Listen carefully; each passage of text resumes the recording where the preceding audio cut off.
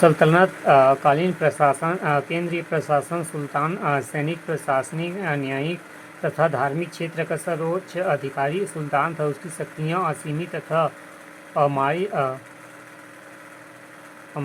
अम्यार्जित थी। मंत्रिमंडल में 5 प्रमुख मंत्री थे। पहला दीवान वजारत विभाग का प्रमुख वजीर होता था। यह वित्त विभाग का प्रमुख था। उसकी सहायता हेतु मसरूफ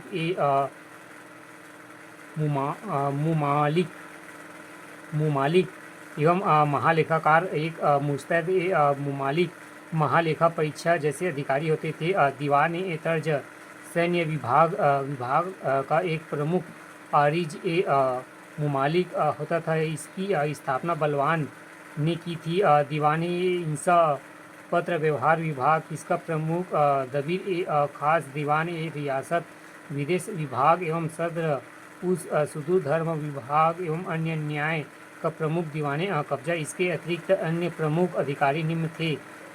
बारीक गुप्तचर विभाग वकील दर शाही महलों का प्रबंधक अमीर हाजिर दरबारी शिष्टाचार के नियम एवं सारे जानदार सुल्तान के अंगरक्षक का नायक अमीर आखुर घोड़े के विभाग का प्रमुख एवं साइने फिला हाथियों के विभाग का प्रमुख। कुछ मंत्रियां भी नियुक्त अलग अलग सुल्तानों ने की, जैसे नाइब।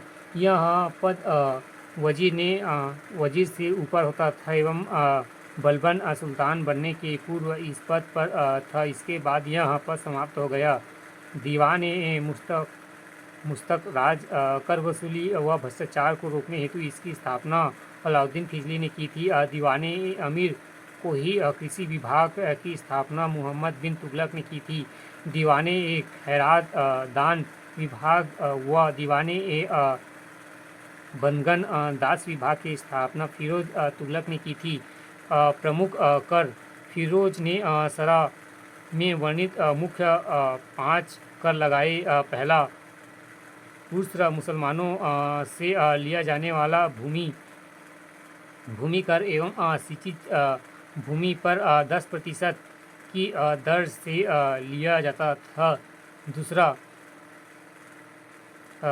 खिराज हिंदुओं पर भूमि कर एवं साधारणता उपज पर 5वां भाग एवं तीसरा, खम्स युद्ध में लूटी गई संपत्ति का सरा के अनुसार 1.5 राजकोष तथा 4/5 सैनिकों के मध्य वितरित किया जाता था।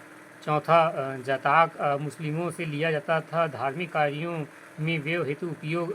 5वां, जाजिया यहाँ जिम्मियों अथवा गैर मुस्लिमों से वसूल किया जाता था। अलाउद्दीन खिलजी ने गृह कर एवं चारागाह कर एवं चरी व घड़ी तथा फिरोज तुगलक ने सिंचाई कर भी लगाया। सल्तनत कालीन राज्यों एवं प्रांतों में विभक्त तथा जिन्हें इक्ता कहा जाता था। इक्ते के प्रमुख को इक्तेदार मुक्त या वली कहा जाता था। प्रांत सिखों में शक परगनों में भी परगना ग्रामों में विभक्त थे। सिकदार के अधीन होता था, जबकि परगने का प्रमुख अधिकारी अमील था। ग्राम का प्रशासन चौधरी मुकद्दम या मुखिया चलाता था।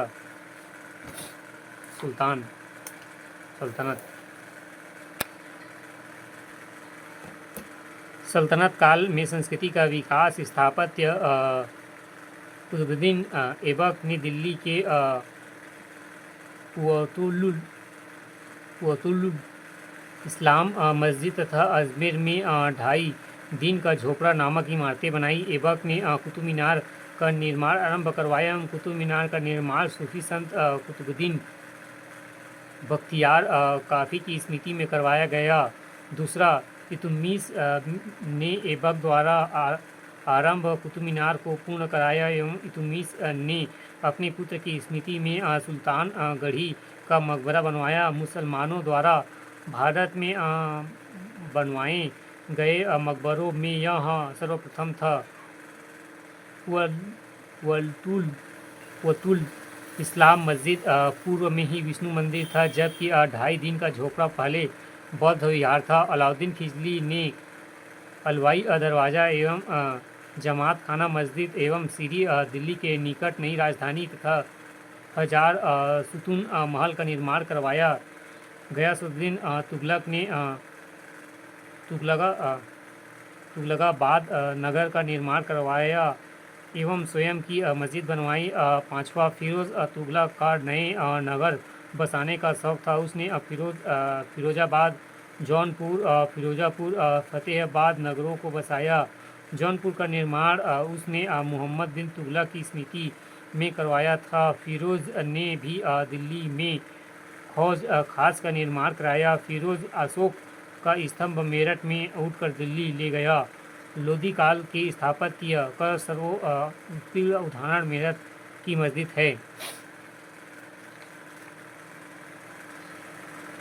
साहित्य सल्तनत काल में जो हिंदी सल्तनत काल में जो भी साहित्य लिखा गया उसका भाषा फ़ारसी थी। उस समय राजभाषा भी फ़ारसी थी। कुतुबुद्दीन ऐबक ने ऐसे दरबार में हसन निज़ामी एवं फ़र्क़े मुदीर जैसे विद्वानों का संरक्षण प्रदान किया।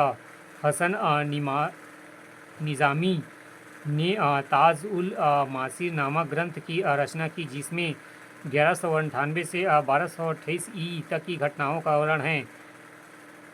मिन्हा उस सिराज ने तबकाते नासरी की रचना की। इसे दास शासक एवं नवाजुद्दीन महमूद का संरक्षण प्राप्त था। सल्तनत काल का सर्वाधिक प्रसिद्ध साहित्यकार अमीर खुसरो था। उसका जन्म पटियाला उत्तर प्रदेश बदायूं के पास हुआ था। उसने नई फारसी शैली का निर्माण किया, जो बाद इस सबक हिंदी उर्दू कहलाई। उसे बलबन से लेकर गया एवं सलाहुद्दीन तुगलक तक के सभी सुल्तानों का विवरण दिया।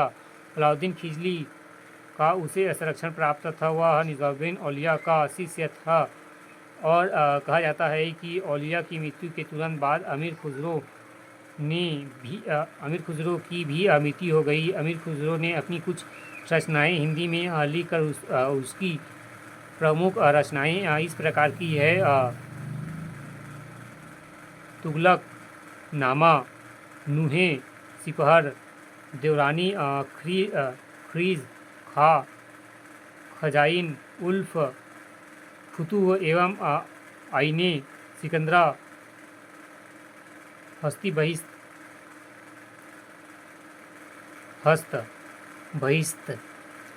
सल्तनत काल की जानकारी का एक अन्य महत्वपूर्ण स्रोत जियाउद्दीन बरनी द्वारा लिखित तारीख़ फ़िरोज़शाही है। इसमें नाम में सम्मे शरीफ अफ़ीफ़ ने भी रचना की है। बरनी फ़िरोज़ तुगलक का समकालीन था। उसके ग्रंथ में खिलजी एवं तुगलक वंश का इतिहास है। बरनी ने फतवा जहांगीर की रचना की है, जो मुसलमान कानून से संबंधित ग्रंथ है। एवं फातूहात फ़िरोज़शाही की रचना फ़िरोज़ तुगलक ने की है। यहाँ बिन अहमद ने तारीख़ मुबारक शाही लिखी। यहाँ बिन अहमद सैयद शासक मुबारक शाह का समकालीन था। खुद उस सल्तनतीन इमामी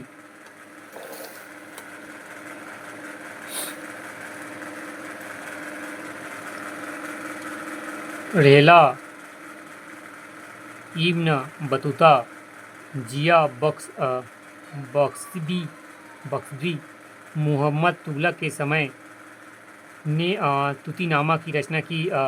जौन उल अबिदीन कश्मीर में राजतरंगिणी तथा महाभारत का फ़ारसी में अनुवाद कराया। सूफियों ने मसनवी शैली को लोकप्रिय बनाया। हिंदी, बांग्ला, मराठी भाषा की उत्पत्ति 8वीं शताब्दी में हुई। फ़ारसी साहित्य ताजुर मासिर हसन निज़ामी दूसरा तबाक़ते नासिरी मिनहाज उस सिराज तीसरा तारीख फ़िरोज़ शाही बरनी द्वारा रचित खिलजी व तुगलक वंश का इतिहास चौथा फुतूहात फ़िरोज़ शाही फ़िरोज़ की आत्मकथा पाँचवा फतवा जहादारी बनी द्वारा इस्लामी कानूनों से संबंधित छठवां किताब उल खलीला इब्न बतूता सातवां तुगलक नामा खजाइन उल फुतूह हस्त बहिस्त नूरे सिफहर आइने सिकंदरी आशिका आदि अमीर खुसरो। हिंदी साहित्य अमीर खुसरो ने 15वीं के आरंभ कवि पृथ्वी राज रासो चंद्र बरदई अमीर रासो सरंगधर अल्ह खंड जगनक मैथिली विद्यापति ठाकुर उर्दू का वास्तविक आरंभ अवस्था में था। सल्तनत कालीन अन्य महत्वपूर्ण तथ्य जलालुद्दीन खिलजी का राजरोहण 1290 ई में किला खरी में हुआ था। तैमूर के आक्रमण के पश्चात सुल्तान महमूद शाह तुगलक का साम्राज्य इतना छोटा हो गया कि उसके बारे में कहा जाता था कि सुल्तान का साम्राज्य दिल्ली से पालम तक फैला था। अलाउद्दीन खिलजी प्रशासन में उलेमाओं के हस्तक्षेप के सख्त विरुद्ध था।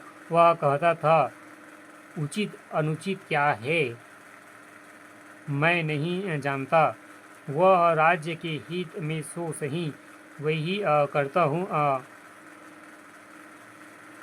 क़यामत के दिन मेरा क्या होगा मैं नहीं जानता।